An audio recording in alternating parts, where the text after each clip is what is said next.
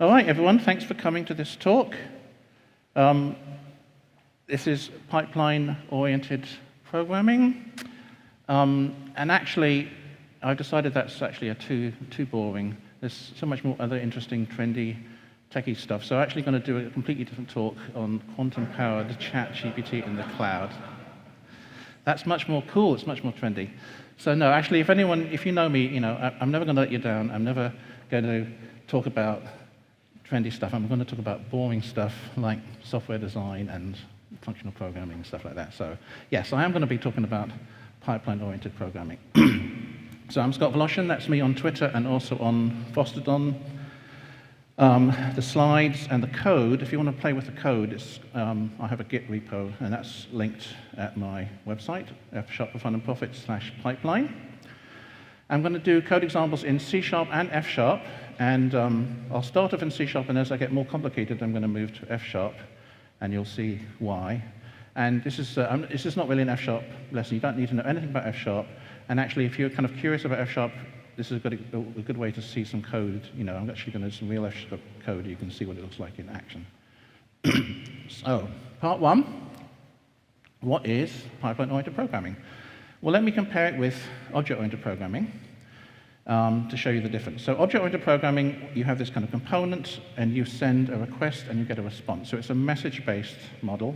And inside this component, an object will talk to another object, which will talk to another object, and there's lots of back and forth chatter between these objects.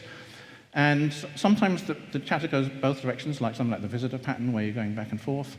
So the thing about this is, in OO, arrows go in all directions. This is the main thing that I want to take away about OO. It really is. People say, well, don't try and do that, but it's very easy to do that in OO. So in pipeline-oriented programming, it's a pipeline, right? All the arrows go in the same direction. And it's an input-output model.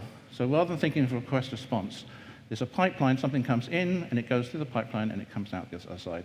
And as it goes through the pipeline, it gets transformed in various ways. So each of these little individual subcomponents will transform the data, right? So if you know Unix-style pipes, it's exactly the same, right? You have a command line, and you pipe the data through with first command, second command, so on. So it's just like Unix-style thing, except you can actually apply it to all sorts of stuff and not just like command line stuff. So for example, you can apply it to a web backend. So if you think about it, a web backend is an input and output. That something comes in, which is the request, and something comes out, which is the response. And you can actually design a web app using these pipelines without any kind of OO style at all. There is obviously branching, because you make decisions, obviously, but the arrows all go in the same direction. And I'm actually going to show you a demo later on of exactly how to do this. And this is a very different way of thinking about design than you would be if you're doing kind of an OO-style design. So hopefully that'll be interesting to you. So what are the benefits of pipelines? I'm going to talk about benefits, and then I'm going to do some demos to actually kind of push them home. So first benefit, I think, is composability. So composability means like Lego, where you build bigger things and smaller things. I think pipelines actually encourage you to follow good design principles, even more than with OO. I think pipelines are easier to maintain, and I think pipelines make testing easier. And I think pipelines fit really well with modern architectures like onion architecture, hexagonal architecture, clean architecture, et cetera, right? They're different from the classic N-tier architectures. So let's look at each one of these in turn. Let's look at composability first. So composability, I always like to use Lego as an analogy. Lego is a fantastically composable toy, right? So here's some Lego. And the thing about Lego is you can take any two pieces of Lego and connect them together to make another piece of Lego, right? And that's what's so great about it. Every single piece has the little bumps on it, and you connect them together, and the piece that you make still has little bumps on it. So you don't need a special adapter, to add pieces. I could take two of these little toy things and stick them together to make a double-decker, So you can keep adding and making bigger things from a bunch of smaller things. So that's why Lego is such a great thing, and that's why pipelines are such a great thing too, because pipelines encourage you to do the same kind of thing. They encourage you to build pieces that can be connected in all sorts of different ways. They're not like one use only. You could actually design if you're thinking in a pipeline-oriented way, you're just like, how can I build these pieces so they can be connected in different ways like Lego? And again, with pipeline stuff, you design them so they don't need adapters. They can literally normally just be plugged together straight away. And you'll see, well, what does that actually look like? And again, hold on a second, I will show you in a minute. So you get nice composable components if you do this kind of style. And of course, you can glue the small components together to make a bigger component and then encapsulate that. Then you now are hiding what's inside. So you've still got your encapsulation. You now have an input and an output, but you don't actually know what's going on inside. So all the things of encapsulation and stuff, you still get the same benefits of that.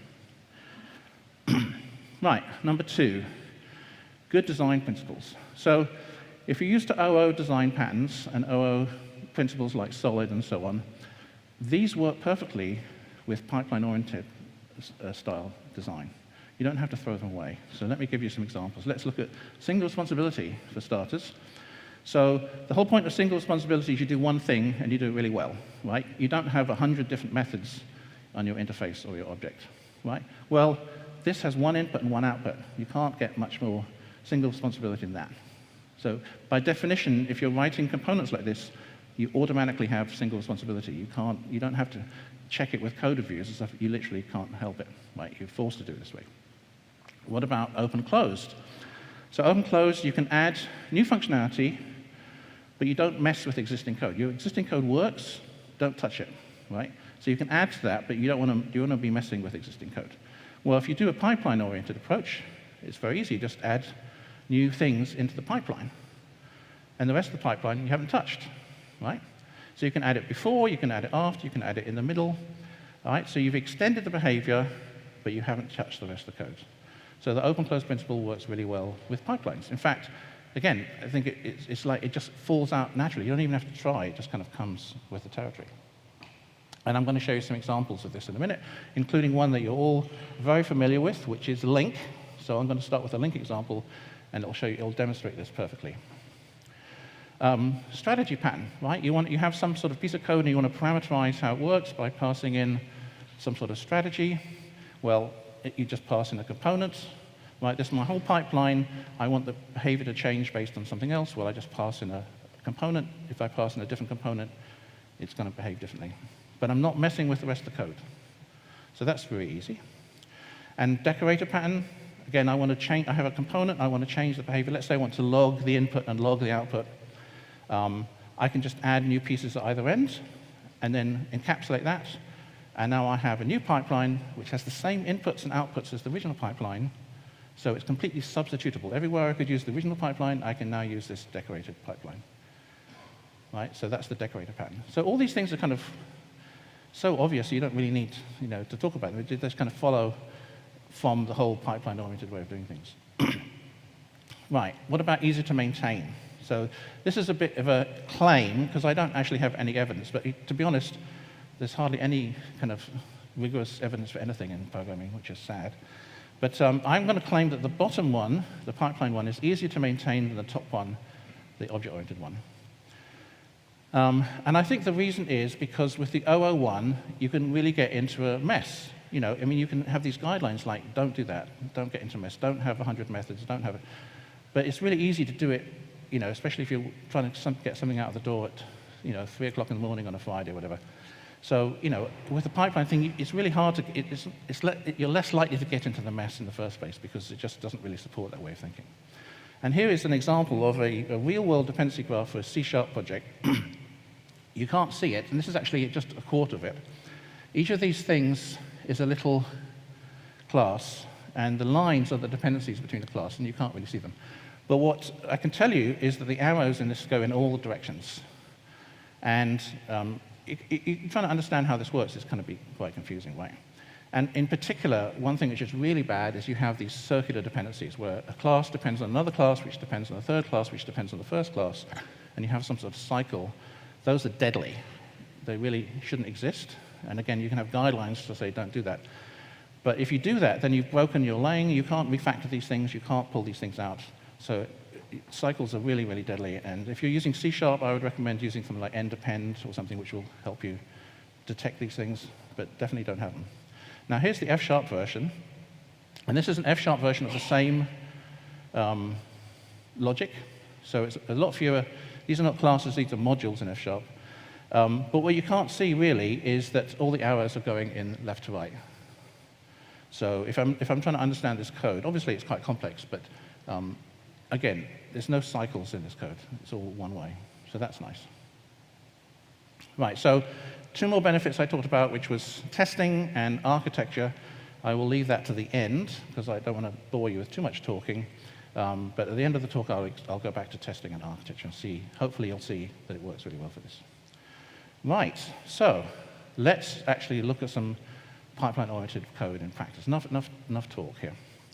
So this is a for loop in C#, and it's a very stupid example, but trying to figure out what it does is not 100% easy, because there's various things, there's a branch, and there's various things going on, there's a mutation, and so on. All right, let's look at the same code in link. Right?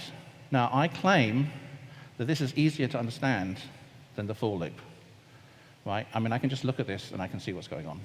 Now, it's not necessarily as performant. The for loop might be more performant, but in terms of just understanding what the code's doing, I think this is easier. Because I can see that you're converting, you're adding 2 to everything, and then you're doing a filter, and then you're adding the count, you're returning the count. I think this is much easier than the for loop thing. So link is a great example of pipeline-oriented programming. So if you've ever done link, you already know how to do this. Now let's look at the composability. So in link, all the different methods do one thing. They do a single responsibility. They do one thing, and they do one thing well, and they're designed to fit together in different ways. Right? It's a composable. Link is a kind of Lego-like system. You can mix and match all the different components, right? So that's nice. And so what I'm trying to say is, link is a great example of how you should be writing your code. If you can write code in a way where you can mix and match your components and then connect them into a pipeline, that will be it's a really nice design. There's the single responsibility. Each one of these things does one thing, and because of that, it's easy to understand what it does. Once you understand what this particular method does, it doesn't do 20 different things, it does one thing, and it does it well. And if you're writing this kind of stuff, it's easy to test, because I just have to test the thing in isolation, and then when I put all these different pieces together, each individual piece has been tested, and I can be pretty confident that the whole thing's going to work, right? I don't have to worry that the whole thing's not going to work, even though the individual pieces work. Like, if the pieces work, I still want to do some integration testing, sure, but I'm not going to worry that it's broken. I'm going to be pretty confident that it's going to work. And then, of course, you can add and remove things from the pipeline. I can add another where clause. I can add another select clause. I can do a sort. I can do, all the different things you can do with link, right? There's 50 different things you can do. So I can easily add things to the pipeline, and I'm pretty confident that I haven't broken anything. Now, if I was going back to the for loop and I wanted to add another filter, would I be confident I haven't broken anything? I don't know. I'd have to be really careful when I change that for loop, because I might break something. But here, I'm very confident if I add a new thing, I haven't broken anything. So here's the F# code, the same kind of thing. So F#, you can use link in F#, but F# has its own built-in collection, stuff like this. So select is called map in F#, and where is called filter, and in count it's called length. And this is exactly the same kind of code in F#. Now, the thing about F#, it uses this pipe operator. And in Unix, it's a vertical bar, and in F# it's a vertical bar with an angle bracket. So the vertical bar is used for something else, right? So it's vertical bar, angle bracket, and you will see this all the time in F#. So this means take the list, the list collection, feed it into the map function, and add 2 to it, and then take the output of that, feed it into the filter function, take the output of that, and feed it into the length function. So it's very similar to link. These are not extension methods. These are standalone functions, so it's slightly different. Right, now, one thing where pipelines are really useful is when you're doing immutability, right? So more and more people are using immutability, which I think is great. I think everything should actually be immutable.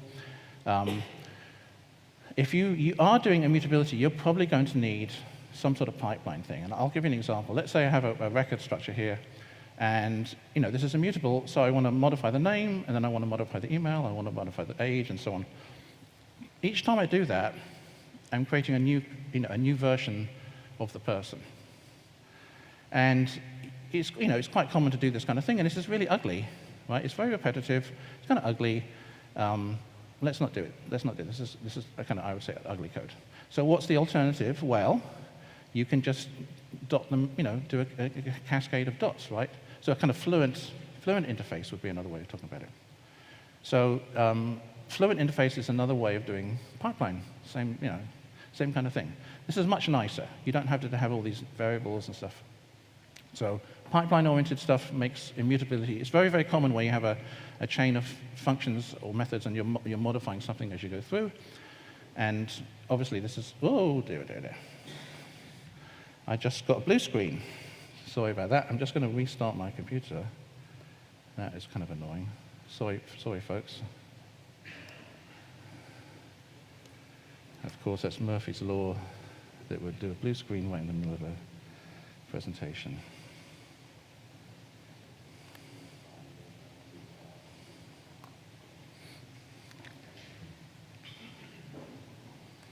I wonder what's something there. Okay, well, I'll have to just talk among yourselves. Anyway, so what was I going to say? Oh yeah, immutable data. So how many people, I'm just curious, how many people are using mutable stuff in their code now? A lot of people, yeah. So presumably you've run into this problem where you have to kind of chain data. Actually, another good example is LINQ, where the sequences are kind of immutable. You're making new sequences as you go through the pipeline here.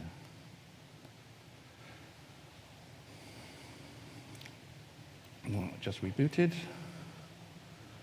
Let's see if I can.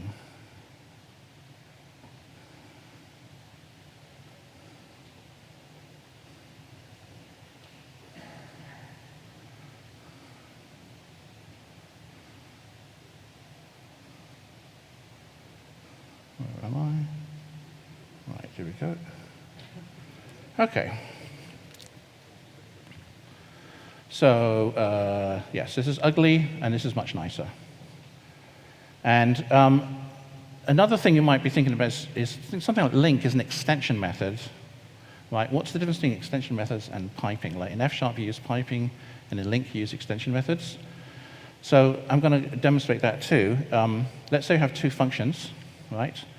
Three functions actually, and I want to add one, and then I want to square it, and then I want to double it, right? So the traditional way would be to use some sort of nested call like this.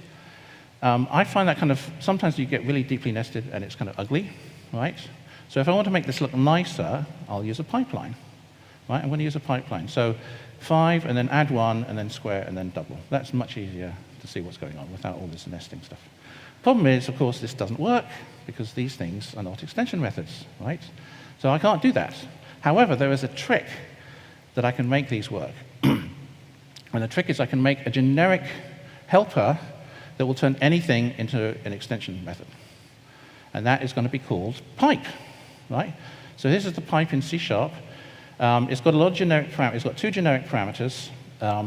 So it's a bit confusing. It's kind of hard to look at sometimes. But basically, there's an input here, and that's the input. And then the other thing you pass in is a function, which has an input and output. So it's a 1-parameter function. And all you do is just call the function with the input. That's it. So that's what pipe is. It's pretty easy to go with, except for all the generic stuff. Now, if I use this pipe extension method, I can actually go back and rewrite this using piping. So, I think that's nicer. Now, obviously, this is in real life, you would never do this for adding and squaring numbers. Obviously, it's way too simple. But you can get the idea that you can actually, if you had a more complex thing, you could actually turn it into a pipeline quite nicely. Now, the problem is this only works for functions with the 1 input. So how do I do 2 input functions? Well, I just have let's say, adding 2 numbers together or multiplying 2 numbers together. They won't fit into the pipeline, right? So how do I do that? Well, I just have another overload of pipe, and I have an extra parameter now. And when I call the function, I pass in the original input, which is coming down the pipeline, and also the extra parameter, the second parameter. Right? So that's how you would implement a 2-parameter version. You can have a 3-parameter version and 4. You can have overloads, as many overloads as you like for this. So if I do that overload as well, then I can use addition and multiplication in my pipeline by just passing in the extra parameter, right? So there's my extra parameter, and there's me passing in the extra. So the 5 is passed down the pipeline as the first parameter, and the 1 is added as the second parameter. So that's going to be 5 add 1, right? And then it's going to be, which is going to be, what, 6? And then the second one is going to be 6 multiplied by 2. So why, again, in real life, you wouldn't do this for simple multiplication, but why would you even bother to go to all this trouble of having a special pipeline? Well, again, because we can do all this stuff like adding things into the pipeline, removing things in the pipeline, composing different functions together in different ways, right? So all the benefits that I talked about with the link, so this is not link, this is adding and multiplying numbers together. But now I have a composable version of that.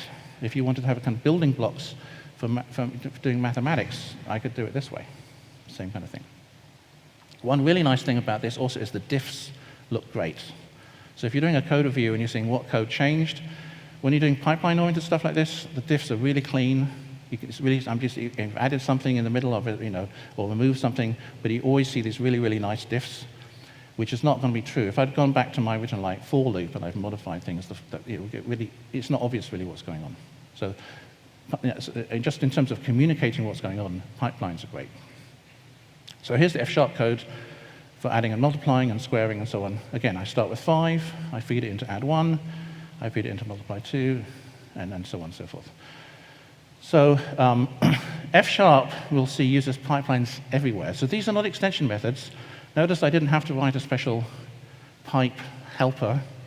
In F# you get it for free, because in F# functions are sort of pipeline compatible out of the box. Almost all functions are pipeline compatible.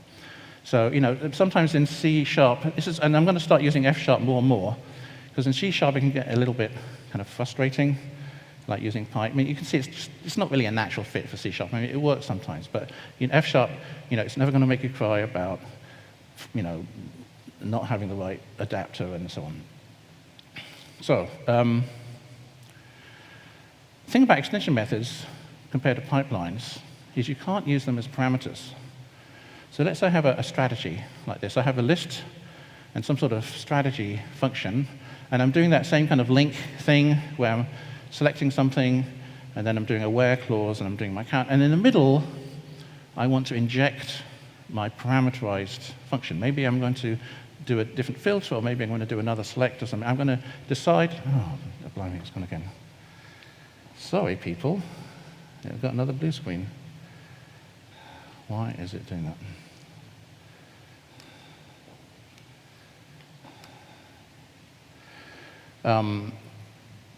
I'll try and keep talking while I reboot again. Of course, I don't know, maybe it just doesn't like this room. Hopefully there's not too much downtime between the reboots. Sorry about this. Okay, so what was I saying about the injecting a parameter? It's hard to do that because these, the functions that the methods you inject can't be fitted straight into the pipeline. So what you can do, and if this does this again, I'm going to go crazy here.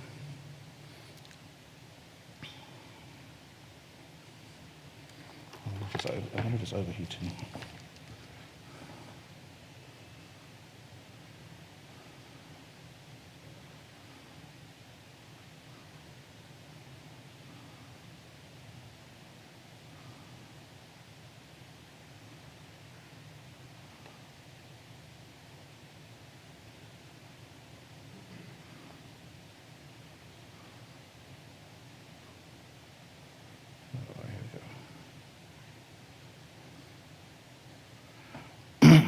So I was saying that if you can't pass in a strategy function and use it directly in the pipeline, but you can, that's not going to work, right? You can't just use a function parameter.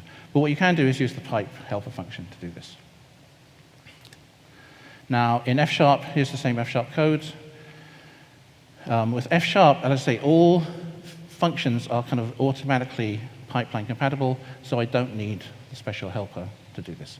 So you can see, as I get more and more into pipeline coding, I'm going to be using more and more F# because it just gets kind of unwieldy with C#. So you can do it with C#, with extension methods and with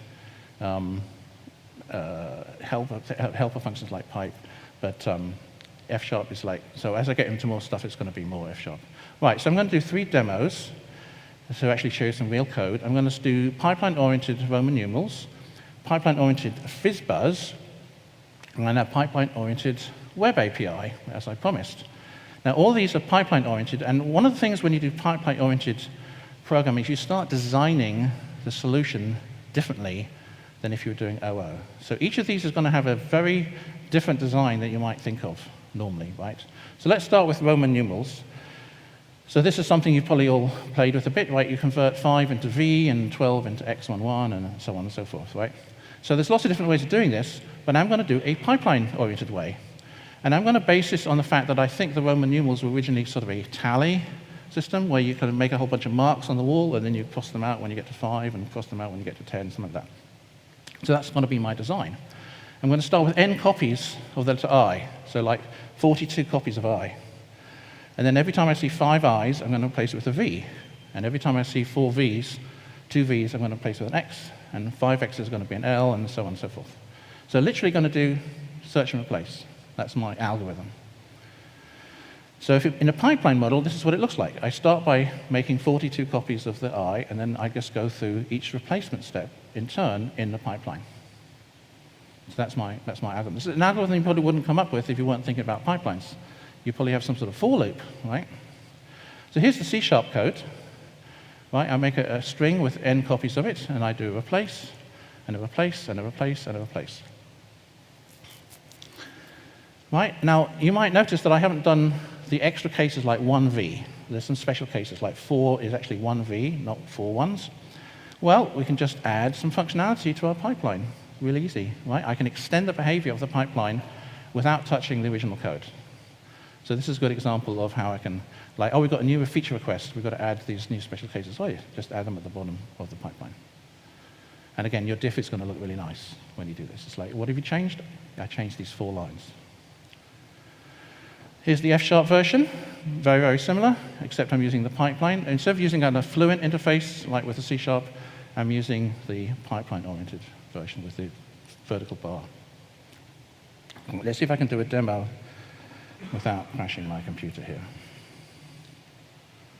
Whoops. And now, of course, I have to restart Visual Studio.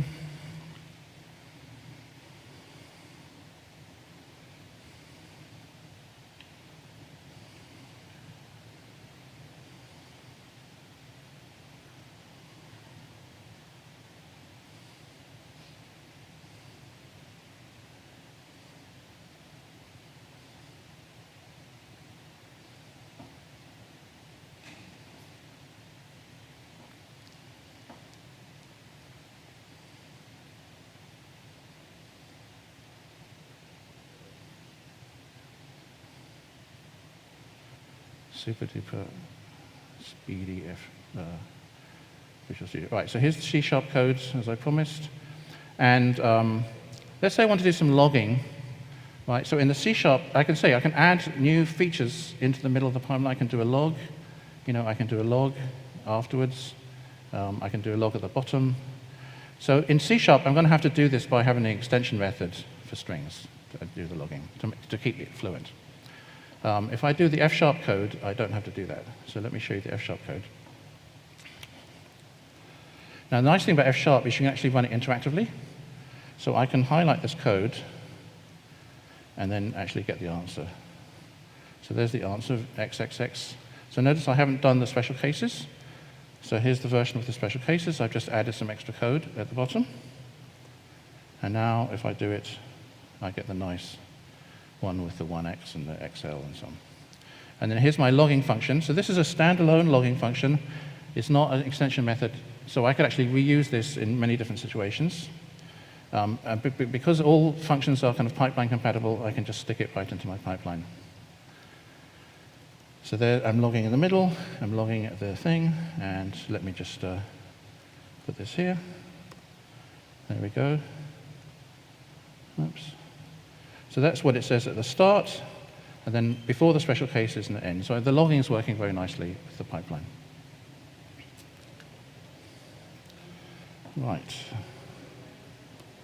Now let's talk about FizzBuzz. So if you're not familiar with FizzBuzz, you're going to write a program that prints numbers from 1 to n, but if it's divisible by 3, you print fizz instead of 3, and for 5, it's buzz, and for 15, it's FizzBuzz, and so on. Hopefully, you will know how this works, right? So here's the C# example. This is a pretty standard implementation, right? I'm just looping from 1 to 30, and I'm just comparing the different things. So this is great. If you're doing a job interview, definitely do it this way. But we're not going to do it this way, because this is too easy. We're going to make it more complicated, right? So no, I'm not going to make it more complicated, but I am going to make it more composable. So the problem with the classic version is I want to add new features to it. It's just a monolithic piece of code, right? So if I need to add 7 or something, I want to add logging, I'm touching all the code. I'm not doing the open-close thing. If I could make it a composable system, I could add logging, I could add new numbers without touching the existing code. So let's do that. So again, we're thinking pipeline. How can I make a pipeline-oriented version of this? Well, I'm going to handle 15, I'm going to handle 3, I'm going to handle 5, and then I'm going to have the final step where nothing's been handled. Right? So this is a pipeline of data flowing through this pipeline. Now, in order to do this, let's look at each one of these steps. So this number is going to come in, but there's actually 2 different things that could happen. One is that I'm not going to handle that number. Like if I select 3, then 2 and 7 don't count. Right? I'm just going to ignore them. On the hand, if it's 3 coming in, then I might want to put fizz as the output.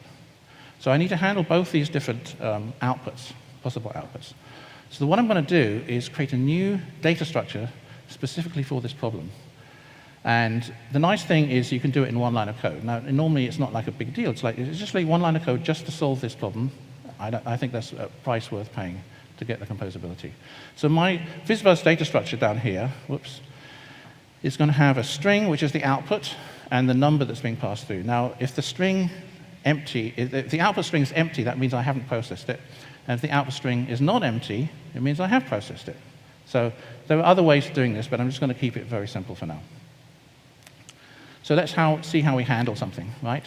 So I pass in the data structure, and it's an extension method because this is C#. The number I'm dividing by and the output that I want to have, fizz or buzz, whatever. So if it's already been processed, if it's not empty, I'm going to do nothing, just return the data. If it's not divisible by the thing, it's not applicable, I'm going to return the thing. Otherwise, I'm going to create a new version of the data structure and I'm going to put the output in it. Right? So now it's been handled. So that's my handler. Right. Now, once I have a handler like this, I can chain them together. Right? So there's the input. And that is the data that's being passed down the pipeline because it's an extension method. Right? That's the first parameter is what's being passed through the pipeline. So I start off with an empty data structure. I handle the 15 case, I handle the 3 case, I handle the 5 case, and then the final step is basically turn it into, if it hasn't been handled, turn it into a string. So this is my FizzBuzz pipeline implementation. Now this is probably something you would not normally do unless you were thinking about pipelines. And then finally, I can actually do the 1 to 30. I can do that as a pipeline. Well, I'll start with enumerable and then do a select. I'm going to use link. So there's a little mini pipeline in there as well, just for fun. So that's going to print it out. Right, so let me do a demo. And I'm also going to show you how I can do parallelization with the pipeline-oriented programming, which is very nice. Right, where is my FizzBuzz? So here's the classic version of FizzBuzz in F#. Same kind of thing as the C# version. But let me show you the F# one. So here's my data structure. Here's my handler. It's the same code as the C# one, right? If it's empty, if it's not empty, I've already processed it, and so on. Here's the final step, which I didn't show you, which basically turns it into a string if it's not been processed. Here's a little logging thing, which I'm going to use later on. Right, so here's my FizzBuzz pipeline. Right, you can see that it's piping each step through the handle, 15 handle, 3 handle, 5, and so on. And again, if I want to actually run it with different numbers, there we go. Let's actually run it and see what happens. There we go. 1, 2, fizz, 4, buzz, 6 is fizz, 15 is FizzBuzz, and so on and so forth. So it's working.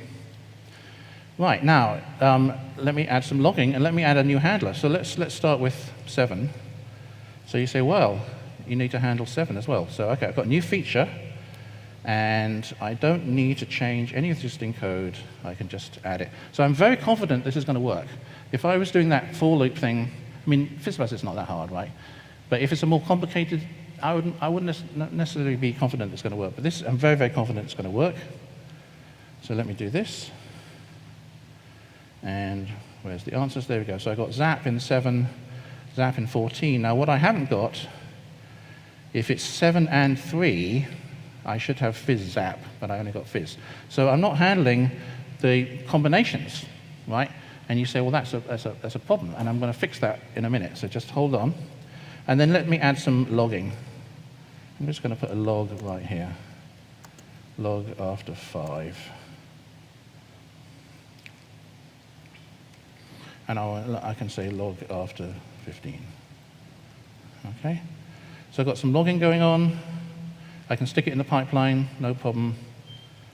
And now, if I look at the output, you can see it's logging after 15, so after 15, 30, like 30 is outputting FizzBuzz and so on. So you can actually see I've got logging going on automatically.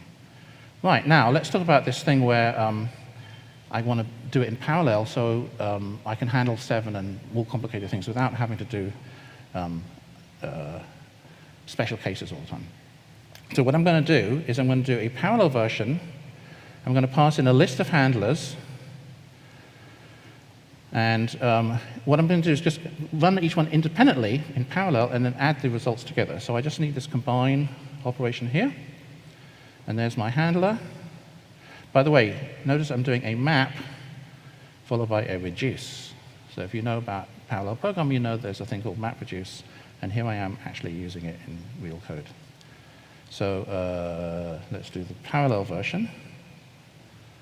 So here I'm getting my FizzBuzz automatically, even though I didn't actually have the FizzBuzz case because it's doing it in parallel. And if I add 7, again, I can just add 7. I don't have to change any other code.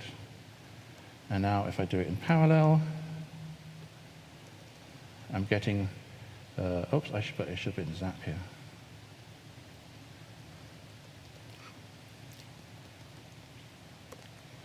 Right, there's zap, but I'm getting, if I go to 21, I'm getting fizz zap, right, 3 and 7. And if I go to 35, I'm getting buzz zap. So it's doing I don't have to have all these special cases anymore because I'm doing it in parallel. So this is something that you would never think of doing, really, unless you were thinking about these components. Like I've got this little handler, and this is a single responsibility thing. And once I've got this handler for one, I can compose the handlers for different numbers together, run them in parallel, combine the results. It's a whole different way of thinking about how you might write a program. But it all started because I was thinking about composability. Right, now let's finish up with a web API. So what does a component in a web pipeline look like? So I'm going to have a pipeline for my website, and it's going to have components which are composed together. So how do you even do that, right? So here's what a web component is going to be. It's going to have an input and an output, right? Now the input is going to be called HTTP context, which contains the request and the cookies and everything you need to know. It's also going to have the response, because you might have partially written to the response, right? So the response is also going to be part of the input for this thing, and you might add to the response or replace the response and so on. Now there's two different cases. One case is you've handled it. You say, oh, this is something that I can deal with, and I'm going to handle it, just like FizzBuzz. And another case is like, no, this is a situation I don't want to handle, so I'm not going to handle it. So again, there's two different outputs. So if you think about, if you're used to middleware in .NET, ASP.NET, it's kind of like that, but I actually think this is easier than the middleware thing, because it actually works everywhere. You'll see that this works. I can build an entire site this way.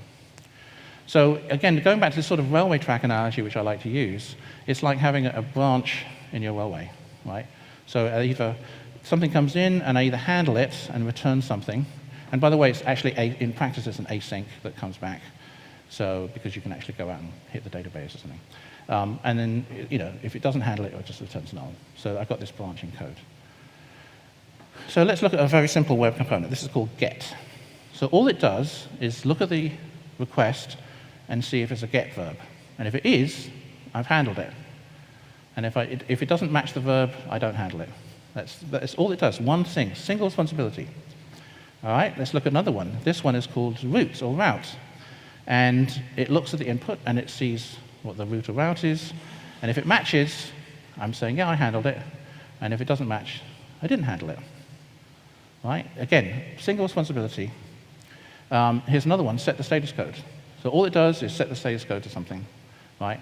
Now, this one always going to work because it's just going to replace the response. So I have these three different components, and I want to glue them together into a pipeline. How do I do that? Right? So I have a get followed by a route followed by a set status code. Well, I'm actually not going to tell you. Well, I'm going to show you how to glue them together. And we're going to use this special kind of pipeline. This is not the normal pipeline. It's angle bracket equal angle bracket. Special kind of pipeline for these kinds of things. So I'm not going to really show you how it works, but if you've ever played with a toy train set, it looks like this after you combine them, right? So if you know how to work with model railways, that's how it works. So that's how it works inside. It's actually pretty easy, but I'm not going to go into it right now. Let's look at another web component. Let's look at choose. So what choose is it takes a list of web components. And each web component can, return, I handled it or I didn't handle it. So what choose does is it goes through each one in turn, and it finds the first one that handles the input. So if, in this case, maybe it's the first one. Now, if none of them handle the input, the whole choose thing doesn't handle it, right? So choose itself is one of these things where there's an input, and if it's successful, it will return an output. And if none of them work, if none of them match, it will return nothing. So it itself is another web component. So you can see I built a bigger web component from a bunch of smaller web components. So here's an example of a very simple web app. So I've got the get combined with the route combined with the OK, which is a 200. Right? So if it matches get and it matches the route, then it's going to return OK, hello. And if it matches get, and if it doesn't match, the first one's going to fail. Now, if it matches get and it matches the route, and the route is goodbye, then it's going to turn out goodbye. So if that one succeeds, the whole thing will succeed. If none of these succeed, then the whole choose itself is going to fail. Right? So there's a little, very, very tiny web app written using pipeline approach. Right? So there's a very different way of writing a web app that you might normally write. So, of course, because this is a pipeline, you get all the benefits of pipelines. So I can add a new pipeline, a new thing to my choice, right? I have a post. If it's a post and the route is bad, it's a bad request, and so on. And I can do things like checking whether you're logged in. If you are logged in, are you in the right role? So all these things, I can just have these single responsibility components that I stick in my pipeline to build my entire web app. So each one of these things is very small. It does one thing well. And they can be tested independently. Plus, I think this is easy to understand. If you're looking at my code and you're saying, what does it do? You can look at this code and say, oh yeah, well you have to be, it's this path, and you have to be authorized, and you have to be an admin. It's a lot easier to understand this code, I think, than trying to understand some complicated other kind of code. So again, just like with a link, all the components are composable, they're reusable, they're testable in isolation, they're single responsibility, all the stuff, all the good stuff I was talking about. This is a real-world example of it. So the Lego model applied to website development. Now let me actually prove that it's not just a toy thing. I'm actually going to do a real app here. So this is my program. And by the way, this is actually using, it's sitting on top of .NET. This is actually a very old version of, this is like 4 years old now. So I'm using a framework called Giraffe, which is an F# framework to do this stuff. But you can see it's got a startup function and so on. So once you get out of the .NET stuff, you're into this nice F# stuff. So here's my thing. So get, if it's hello, I'm going to return hello. If it's a post, so I can differentiate between a get and a post. If you post a hello, it's going to return post hello. If you pass in a parameter, like your name, it's going to say hello with name. So this is a little function I wrote myself, and all it does is it takes the name parameter and it just spits out the name instead. Goodbye, all it does is it says goodbye. There's a ping pong handler. Let's look at this one. So it's just another little choose. So this component is a choose, right? So if the input is ping, it's going to return pong, and if the input's pong, it's going to return ping. Right? The next one, JSON. So here's a good example of a little JSON. So all I've got is a very little simple data structure, and I'm going to serialize it to JSON and return it. That's about as easy as it gets, right? What else do we have? Oh yeah, here's a proper database. So this is something that loads a customer from the database. And this is my customer database, and let's look at this code. This is actually my database, but you could imagine a real database behind the scenes. But basically, I've got 2 customers, and if it's 1 or 2, I return the customer, and if it's not 1 or 2, the customer's not found, right? So obviously, I could replace this with a real async code, because all this could work totally with async. So that's my customer database. So what I'm going to do is load the customer from the database, and it might exist or it might be an error, right? So if it does exist, it's going to serialize the customer and return it. If the customer doesn't exist, I'm going to return a 400, and I'm also going to take that error message and return it in the response as well. So there's obviously it's a very simple example, but you can see that you can get more complicated stuff going here. How about access denied, right? So if you go to the denied, let's see what that does. So denied, I'm setting the status code to 401, and I'm going to return this text as well. And finally, the home page is just literally going to load up a static page, and show it on the screen. So let's actually run this, see if it works.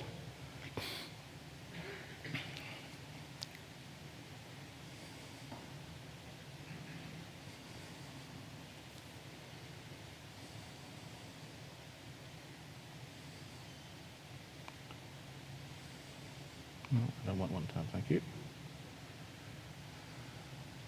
Right, so I've got it. My static page just has a bunch of pre-built buttons, so I don't have to type all this stuff in. So I've got hello, right, and that just returns hello. And there's the post. So I've got a post and a get, and you can see that it returns different things. If there's the parameterized version of hello with somebody's name, and just to prove it works, I could put in somebody else's name in here, and it still works fine. What else do we have here? Right, get goodbye. So this is my message. Don't say goodbye, NDC. Never going to say goodbye. I'm going to say hello to NDC. Right, there's ping, which returns pong. And there's pong, which returns ping. And there's my JSON example. Right, so I had a data structure in F#, and I just serialized it to JSON, and there it is. What else do we have? Oh, here's my customers. Right, so there's customer number 1, parameterized by number 1, customer number 2, and if I put in another customer which doesn't exist, customer 42 doesn't exist, that's not found. And by the way, never write your APIs where you're passing in customer IDs. It's just for demo purposes. This is like really bad security. Right, okay, what else do we have? Oh yeah, get denied. So actually, let me open up the network and show you that it really was denied. There we go. You can see over here with luck. There you go. I got a 401 there. Right, so it really did return a 401, and it really did return an access denied message. Right, okay, so this is a working website. Obviously, it's pretty simple, pretty crude. But I did some database access, I did some JSON serialization, I did some security with access denied. You can actually write serious apps. Now you might think F#, is that the best thing? Well, it's running on .NET. It's just as performant as C#. So if you're happy to write a backend in C#, there's no reason why you can't write a backend in F#. It's just as performant. So, and I can also, of course, I can put logging in there. All these little pipelines. I can do all the stuff I can add to the pipeline. I can move things. I can add logging. I can add, authorization and stuff, because it's a pipeline. So this is F# Giraffe. So highly encourage you to check it out if you want. So all the code I've shown you is actually on my GitHub. And if you go to the F# for fun and profits /pipeline, there's a link to my GitHub repo, so you can download it and play with the code yourself. Right, so let's finish up with talking about testing and architecture. So I said at the beginning, I think that pipelines encourage good architecture. So what do I mean by that? Well, if you think about the modern architectures, onion and clean and hexagonal and ports and adapters and all those things, the difference between them and the old-style database-centric ones, like an N-tier, classic N-tier. So in classic N-tier, the database is at the bottom, it's the core of the system. In the modern architectures, the domain is the core of the system, and everything else is on the outside, the infrastructure and any APIs that you're interacting with, the database and so on. All this is on the outside, and your core domain is in the middle. That's the most important thing, right? So how does this fit into the pipeline? Well, you write your pipeline the same way. You have a piece of pipeline which is pure domain logic, just business rules and whatever, decisions. And then anytime you interact with the outside world, you do that at the edges of your pipeline. So this is very easy to work with. I actually think it's easier than trying to do this OO stuff. If you're using entity framework or something, it's kind of messy. But if you're using this kind of pipeline stuff, it's kind of natural to put the I/O outside. So the core domain is pure, it's deterministic, it's predictable. Anything which is unpredictable, anything to do with networks and databases and all that stuff is on the outside of your app. So I think it encourages good architecture. So here's a pipeline with the business logic. The decision making is in the middle, right? And it's, like I say, it's really easy to enforce this when I'm looking at the code, if you're doing a code review, because you're not mixing up different things in the same. Each piece is a single responsibility, so it's really obvious whether it's doing wrong things. So classic things, you load some data from the database or you receive some data on the network, you process it, you analyze it, you come to decisions like, should I do this, should I do that?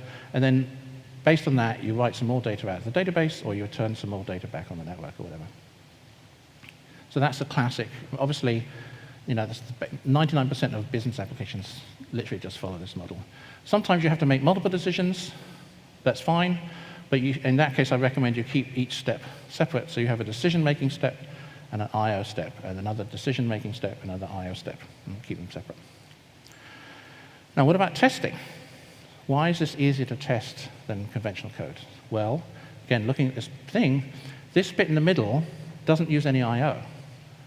So it's completely deterministic, right? If you have a particular input, you'll always get the same output, right? It's what you call pure code. Right? The stuff on the edges is not deterministic.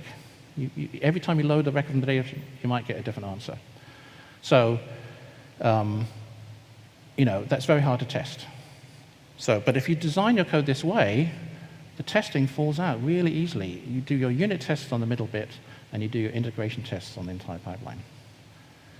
So it just falls out. And by the way, a unit test is not a class-based thing. A unit is a unit of functionality, right? You're testing, that's what a unit is. So don't think of unit tests as class-based tests. It's a unit of business logic is what you're testing. So I'm testing the middle bit, and it's very easy because there's no I/O. It's like completely deterministic. This input gives me that output. It's really fast to run, really easy to write, and then you can save the integration tests for the entire pipeline. So to finish up, why bother with all this pipeline stuff? Well, hopefully, I said at the beginning, and hopefully I'm going to go to persuaded you that these things are actually useful. I talked about reusable components, and you can see, especially like with the web app, that each of these little individual things are completely reusable. I can mix and match, build pipelines in complicated ways. I said that I think it's more understandable. And again, if you look at that web app, I actually think that is a lot more understandable than a classic web app, because all the code is like in one, all the kind of overview is in one place, and all the individual components do their stuff. Just like with the link code was more understandable than a complicated for loop, right? So I definitely think pipelines are easy to understand. We talked about extendability. You can see it's really easy to add new components. I can add new components. I can add new features to my pipeline really easily. And I'm not touching any old code. So I have very high confidence when I do add a new piece to my pipeline, I'm not going to break anything. And that, to me, that's worth a lot. Much more testable. Each of these individual pieces are one single responsibility. They can do one thing. They're much easier to test in isolation. And then when I do combine them, I have high confidence that they're going to work as a whole, that there's not going to be some weird side effects and interaction between them that I wasn't expecting. And finally, it's just a different way of thinking. I do think that it's good for your brain to learn different ways of thinking. And if you've only ever done OO, I highly recommend you learn other ways of thinking. I suggest pipeline-oriented functional programming, logic programming like Prolog, stack-based programming like Forth. It's really good for your brain to learn these different ways, because if you learn these different things, you will come up with different solutions. Like pipeline thinking gave me 3 different solutions for things you probably would do normally in a very different way. You'd probably never write the Roman numerals thing that way. You'd probably never write FizzBuzz that way, and you'd probably never write a web app that way. But I think that if you're thinking pipelines, you'll start thinking that way about solving your problems. So, is it going to work in every situation? No, I'm not claiming this is a universal tool that will help you for everything, but I think it's part of your toolkit, right? Every developer should know about databases, they should know about OO programming, they should definitely know about domain-driven design, and I think they should know about pipeline-oriented programming as well. It's just a part of your toolkit that you can reach for when you have a particular problem. So that's the talk. Like I said, I'm going to put the slides and the video up on my website. So this is f#for-fun-and-profit/pipeline. And also my code is there if you want to run the code for yourself. If you like this talk, I have other talks. I have one on composition, and I have one on railway-oriented programming, which is where I talk about how you can combine these multiple track railways into a single system. It's all about error handling, functional error handling. So I like that one. And then, of course, I have a book, Domain Modeling Made Functional. And you can find me on Twitter at Scott Wlaschin, and I'm also on Fosterdon with the same handle. And yeah, if you have any questions, please contact me there. So thanks very much. And I'll be here for questions. I'll stick around for a bit if you want to come up and ask me questions. So thanks very much.